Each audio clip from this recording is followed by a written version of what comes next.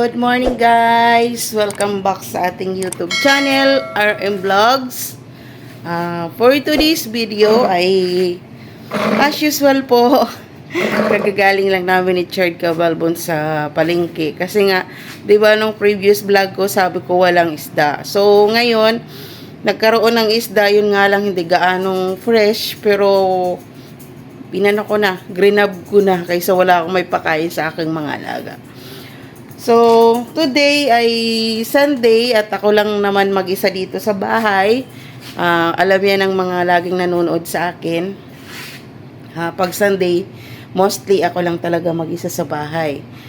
So, ngayon ang gagawin ko, nagbili ako ng saging, magmamaruya ako ngayon. Yun yung magiging almusal ko. Pero, nagtimpla na ako dito ng kape. So, yan. Nagtimpla na ako. Yun. Magmamaruya tayo ngayon. So guys, let's go!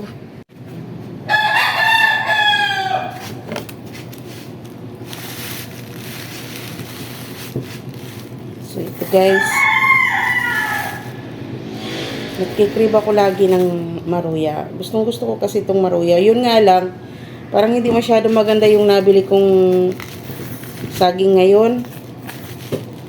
Hindi kagaya nung mga nakaraan ko nabili na medyo ano yun, malalaki at saka parang matanda talaga. Ito hindi ito matanda eh. Parang pinahinog sa pilit. Kasi makakapal pa guys yung ano niya oh, yung dahon niya. Ay ano niya. Yung tawag dito. Makakapal pa yung balat. Tsaka liliit pa ng bunga.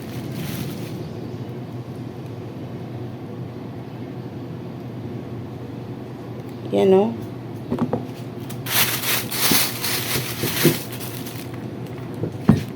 So, tapusin ko lang to guys. Tapos mamaya, papakita ko sa inyo kung paano yung way ko ng aking pagmamaruya.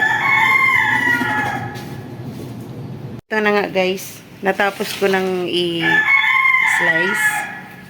So, ayan. Tapos na siya. Ngayon, meron ako nakaready dyan. Ngayon, nandito na siya guys. Ay, sorry. Nakasalang na siya.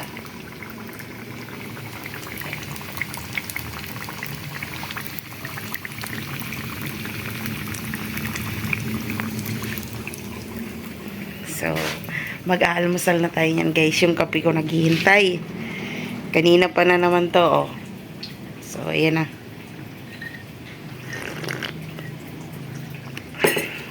Yun. So, let's go guys. Mag-prepare muna tayo ng almusal natin. Habang tayo lang mag-isa, wag natin pababayaan sarili natin. See you! Pagkatapos kong anong tawag dito? Nawawala ko sa sarili ko. Yung pagkatapos ko nitong mag-almusal, mag-prepare ng cravings ko. So, ayan naman guys, oh.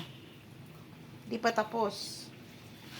Yung mga decolor kahapon, bedsheet, ponda, lahat-lahat guys, na laban ko na, natuyo na. So, ito na lang yung natira.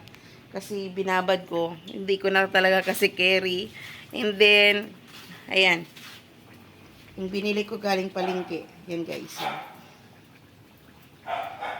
Kailangan ko pa yung linisan. Tapos dito, magliligpit pa ako. Ayan. Yung mga kalat ako dyan guys. So, magluluto muna ako at kakain muna ako guys. See you! So guys, luto na ang ating almusal. Kakain na tayo. At marami pa tayong gagawin.